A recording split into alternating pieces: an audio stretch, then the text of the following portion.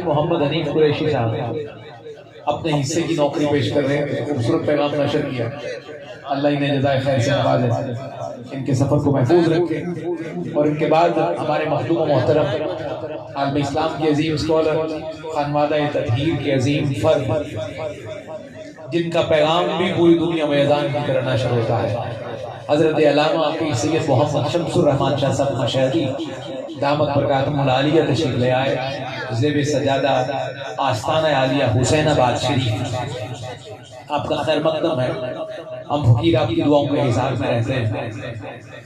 مجھے مائک بھی قبلہ شاہ صاحب کی طرف بڑھانا ہے۔ ایک قطعہ شاہ صاحب کا ہے ان کی تقریر سے پہلے، کیونکہ موضوع بھی وہی ہے، اسی موضوع میں شاہ جی آگے بڑھوں گا۔ ایک قطعہ اور 2-3 اشعار موضوع کے مطابق جہاں سے مفتی حنیف قریشی صاحب نے چھوڑا، میں سادات کے پاؤں پہ ہاتھ رکھ کے اسی نوکری سے اختصار کے ساتھ شاہ جی آگے بڑھنا چاہتا ہوں۔ پہلا جو قطعہ ہے وہ سیدی شمس الرحمان شاہ صاحب مشہدی کا ہے۔ موضوع یہی تھا، وہ جس کے بارے میں بھی مفتی صاحب کہہ رہے تھے کہ میں تو اپنے کتے کا نام بھی وہ نہیں رکھنا چاہتا۔ آپ توجہ ہے آپ کی؟ بسم اللہ۔ میری خوش بختی ہے، مصرع تو نادیہ ہے لیکن اس کا مفہوم ہم بہت زیادہ مواقع پر لیتے ہیں کہ 2 کریموں میں گناہگار کی بن آئی ہے۔ شاہ جی قبلہ 2 کریموں میں گناہگار بن آئی ہے، یہاں تو پوری صف جو ہے وہ کریموں کی ہے، تو یہاں تو کریم جو ہے وہ قطار اندر قطار بیٹھے ہیں، خانوادہ تطہیر کے افراد بیٹھے ہیں، سیدہ فاطمہ زہرا کے مبارک خون کا تسلسل بیٹھے ہیں، ان کی مبارک نسل کے امین بیٹھے ہیں۔ ان سارے رفت مآب سادات کی موجودگی میں 4 مصرع پہلے اعلان ہے، یہ واضح کتاب مجید کا اعلان ہے، یہ واضح کتاب مجید کا، اہل اصاح فیصلہ پاک و پلید کا۔ وضاحت کا وقت نہیں ہے، وضاحت سے اکثر شعر فوت ہو جاتے ہیں، تو سارے کیونکہ سمجھدار بیٹھے ہیں۔ شاہ جی ایک عجیب بات میرے ذہن میں آئی، میں آپ سے اس کی دعا لیتا ہوں، آگے بڑھوں گا میں 2 مصرع بعد میں۔ وہ پشاور کے شاہ صاحب ہیں قبلہ، وہ جن آستانے کا نام مجھے مکمل سے یاد نہیں ہے، مولوی جی صاحب وہ کہلاتے ہیں، ان کے والد صاحب شاہ جی، ان کے فرزند ارجمند مدینہ شریف میں بیٹھے ہیں۔ حسنی سید صاحب یہ مجھے روایت بیان کر رہے ہیں کہ مدینہ شریف میں ہیں اور وہاں وہ اپنی عاجزی کی بنا پہ کہتے ہیں کہ میں تو جاہل سا آدمی ہوں، نادان سا آدمی ہوں، انپڑھ سا آدمی ہوں۔ تو حسنی سید صاحب کہتے ہیں کہ جب چند دفعہ انہوں نے یہ جملہ کہا تو میں نے شاہ جی کے گھٹنے پہ ہاتھ رکھ کے کہا، شاہ جی علی تک کوئی پتر کبھی جاہل نہیں ہو سکتا، علی کا بیٹا جو ہے وہ علم سے دور کیسے ہو سکتا ہے، کیونکہ یہ تو خود باب مدینہ تو العلم ہے۔ اب آگے میری بات سنیے، اس بات کے بعد مجھے آگے بڑھنا ہے۔ اہل اصاح ہے، اعلان ہے یہ واضح کتاب مجید کا، اہل اصاح ہے فیصلہ پاک و پلید کا، اور دنیا میں ان سب مشہدی کوئی نہیں غلیظ جو کھائے حسین پاک کا اور کھائے یزید کا۔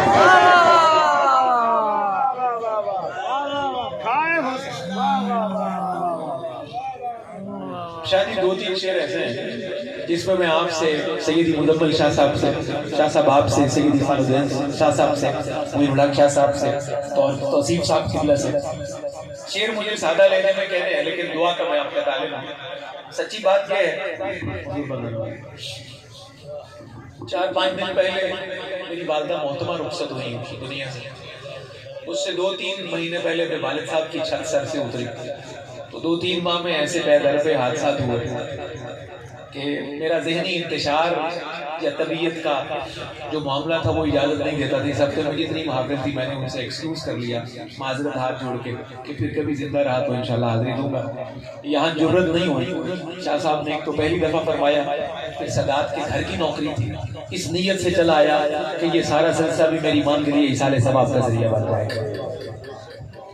حضور شاہ صاحب صرف 2-3 شعر، موضوع یہی ہے، پھر آپ کو مجھے دعوت دینا ہے، لیکن اس کا لہجہ دھیما ہے۔ اس کا مطلب یہ نہیں کہ اگر رقیب کبھی آہستہ بولے تو آپ زور سے سن نہیں سکتے۔ ہمارے ہاں کیونکہ دور شور ہے، شور نہ جب تک بندہ کرے سمجھی جاتی ہے کہ یہ نقابت بھی نہیں ہے، خطابت بھی نہیں ہے، یا نظامت بھی نہیں ہے. اچھی بات کسی بھی لہجے میں کی جائے بہرحال وہ اچھی ہوتی ہے. سنیے، یہی ہے امر مسلم یزید لانتی. اچھا کہیں غلطی نہیں ہو جائے، میں فکرہ پہلے کہہ دیتا ہوں. اکثر ہمارے یہاں یہ رواج ہے شاہ جی کے خطیب پہلے ہاتھ کھڑا کرواتے ہیں اور بعد میں جملہ ایسا ہوتا ہے کہ وہ فوراً شرمندگی کے ہمارے نیچے کر لیتے ہیں. تو میں جملہ پہلے پورا کہہ دوں گا کہ ہاتھ نہ کو کھڑا کروائے غلطی سے. کسی بھی شخص کو یقیناً یزید کے لعنتی ہونے میں کوئی شک نہیں، کوئی شبہ نہیں. حضور بتانا. اب مجھے بتائیے گا اگلا مصرع میرا سن لیجیے. یہی ہے امر مسلم یزید لعنتی ہے. شاہ صاحب قبلہ، یہی ہے امر مسلم یزید لعنتی ہے اور اس کا چاہنے والا مزید لعنتی ہے.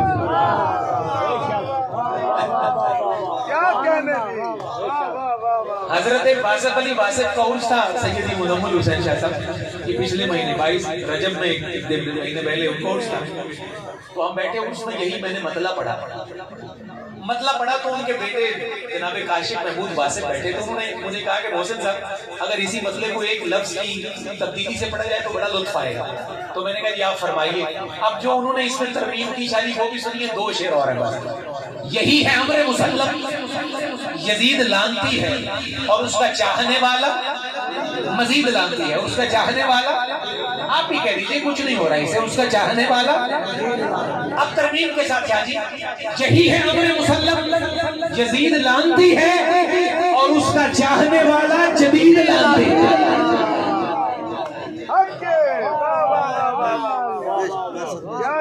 یہی ہے امر مسلم جدید لعنتی ہے اور اس کا چاہنے والا جدید لعنتی ہے. اور جتنا کوئی دور رکھے تمہیں اہل بیت سے یہ جان لو وہ اتنا شدید لعنتی ہے.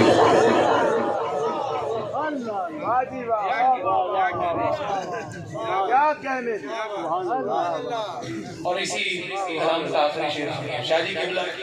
بات مشکل ہے، کچھ پیر حضرات ناراض بھی ہوتے ہیں، لیکن بات کیونکہ حق ہے آپ کے قدموں پہ رکھ کے بات نشر کروں گا تو انشاءاللہ اسے اور قوت مل جائے گی. ولائے آل نبی سے جو دور کر ڈالے. دھیان سے سنیے گا میری بات. سارے پیر بیٹھے ہیں، صف در صف پیر بیٹھے ہیں. یہ سارے میرے مخدوم اور ولی نعمت اس بات کی تائید کریں گے. ولائے آل نبی سے جو دور کر ڈالے لعین پیر ہے ایسا مرید لعنتی ہے.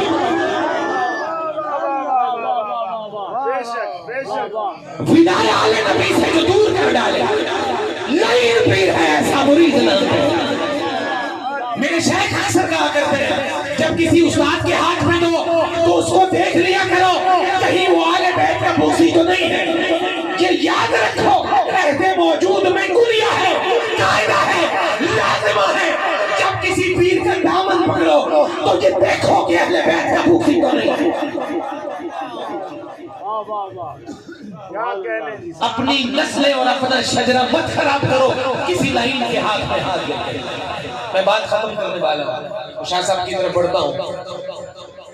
تیرے الفاظ بھی ہتھیار نہیں ہو سکتے، تیرے الفاظ بھی ہتھیار نہیں ہو سکتے، خون خاروں کے طرفدار نہیں ہو سکتے. چند فتووں سے علی نام کی مالا چھوڑے ہم گناہگار ہیں، غدار نہیں ہو سکتے.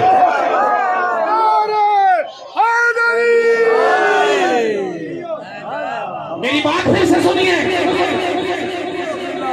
تیرے الفاظ بھی ہتھیار نہیں ہو سکتے، خون خاروں کے طرفدار نہیں ہو سکتے. چند فتووں سے علی نام کی مالا چھوڑے ہم گناہگار ہیں، غدار نہیں ہو سکتے.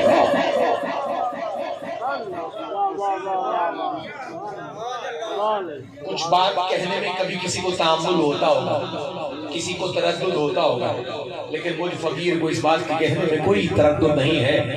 حسنینی دربار کے ٹکڑے کھاتا ہوں. آخری مصرع اس حاضری کا. حسنینی دربار کے ٹکڑے کھاتا ہوں، ہاں میں اہل بیت کے دل کا کتا.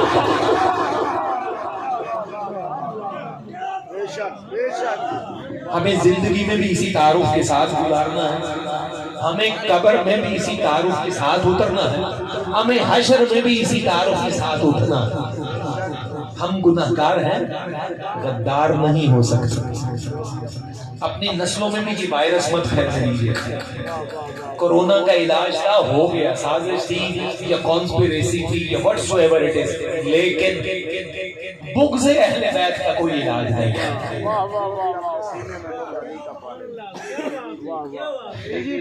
یہ میرے بچے ہیں، شاعری کروں نے ایک مصرع پھر سے کہہ دیا کہ جو بھی اپنے سینے میں بغض علی کا پالے گا، رب اس کو اپنی جنت سے باہر دور نکالے گا. گندے برتن میں تو ماں دودھ نہیں ہے منگواتی، گندے ذہنوں میں اللہ حیدر کیسے ڈالے گا.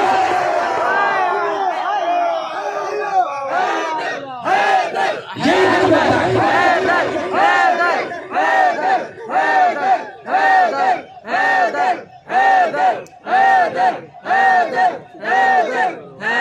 گندے برتن میں تو ماں دودھ نہیں ہے منگواتی، گندے ذہنوں میں اللہ حیدر پہلے ڈالے گا.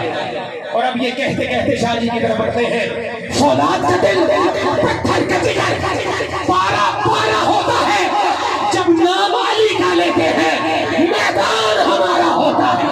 نعرہ حیدری حیدری حیدری حیدر.